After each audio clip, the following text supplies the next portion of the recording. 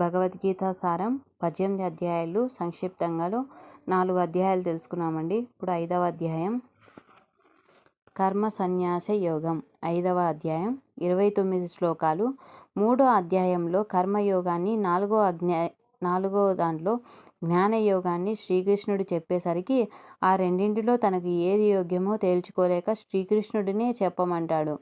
ప్రతి క్షణం కర్మాచరణ అనివార్యమైన మానవ జీవితంలో కర్మఫలాలు అంటకుండా ఉండాలంటే జ్ఞానంతో కర్మలు చేయాలని, అందుకుగాను కర్మాచరణలో నేను చేస్తున్నాను అనే కర్మత్వ భావాన్ని, కర్మఫలాల మీద కోరికను విడిచి కర్మలను ఆచరించమని కర్మ సన్యాస యోగం అని ఈ అధ్యాయంలో శ్రీకృష్ణుడు వివరిస్తున్నాడు.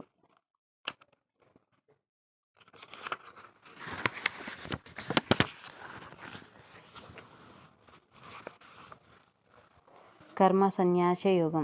అర్జునుడు అడుగుతున్నాడు, కృష్ణ, కర్మ సన్యాసాన్ని కర్మలను వదిలేయడం, ఒకసారి నిష్కామ కర్మయోగాన్ని చేయమని ఒకసారి చెప్తున్నావు. ఈ రెండింటిలో ఏది అనుసరించాలో చెప్పు.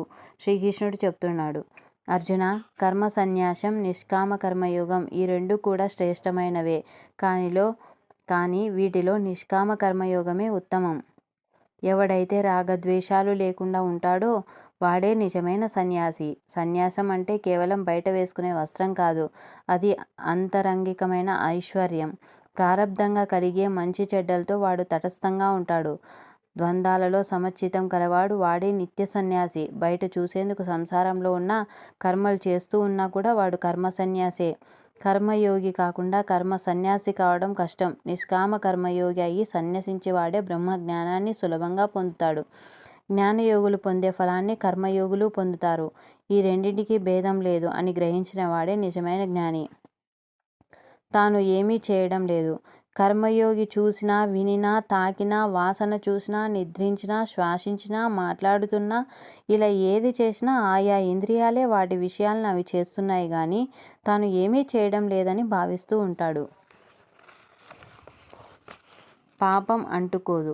నీటిలోనే పుట్టి, నీటిలోనే పెరిగి, నీటిలోనే నశించిపోయే తామరాకును ఆ నీరు ఏమాత్రం తడుపలేదు. ఎవరు కర్మలను పరమాత్మకు సమర్పించి ఆసక్తి విడిచి ఆచరిస్తారో అటువంటి వారిని తామరాకు మీద నీటి బిందువులలాగా పాపం అంటుకోదు.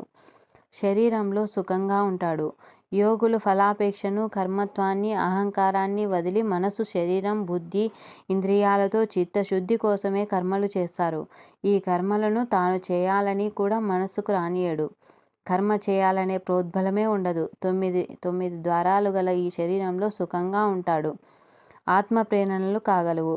కర్మ, కర్మత్వం, కర్మఫలం అనేవి ఆత్మ ప్రేరణలు కావు. ప్రకృతియే పనిచేస్తోంది. స్వభావం వల్లనే కర్మలు జరుగుతున్నాయి. ఆత్మకు ఎలాంటి పాపపుణ్యాలతో సంబంధం లేదు. జ్ఞానం అజ్ఞానం చేత కప్పబడి ఉండటం వల్లనే జీవులు భ్రాంతి చెందుతున్నారు. పండితుడు,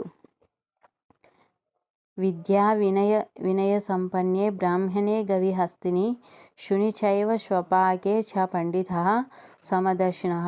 పండితుడు అంటే వ్యాకరణ పండితుడు, సంస్కృత పండితుడు కాదు.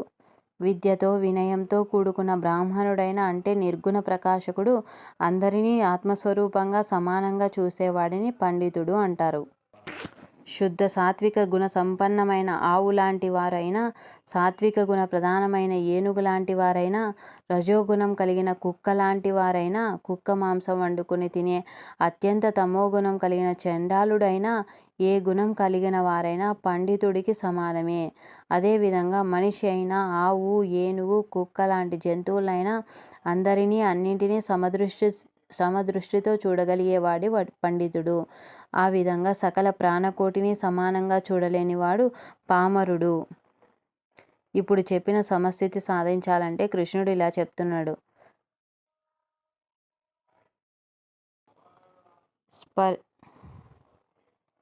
స్పర్శాన్ కృత్వా బహిర్భ్యానం చక్షుస్తై వాంపరే భ్రువో ప్రాణాపానౌ సమౌ కృత్వా నాసాభ్యంతరచారిణౌ. బాహ్య ప్రపంచంలో సంబంధం కలిగి ఉన్న శబ్ద, స్పర్శ, రూప, రస, గంధ ఉన్న వాటిని బయట నుండి బయటకే పంపివేయాలి. మన లోపలికి రానియకూడదు. అటు ఇటు దిక్కులు చూస్తే మనసు ఇంద్రియాల వెంట పరుగులు తీస్తుంది. కనుక మన ధ్యాసను భ్రూమధ్యంలో నిలిపి ముక్కు ద్వారా జరుగుతోన్న అంటే ఉచ్ఛ్వాస నిశ్వాసలను సమానంగా చూడాలి. తద్వారా మనసు నెమ్మదిగా ప్రశాంత స్థితికి, పరంపరగా శూన్య స్థితికి అత్యంత సహజంగానే చేరుకుంటుంది. దానివల్ల మనసు, బుద్ధి, ఇంద్రియాలను స్వాధీనపరుచుకొని కోరిక, భయం, కోపం విడిచిపెట్టి మోక్షాసక్తుడైన జ్ఞాని సదాముక్తుడే అవుతాడు. Subscribe my channel.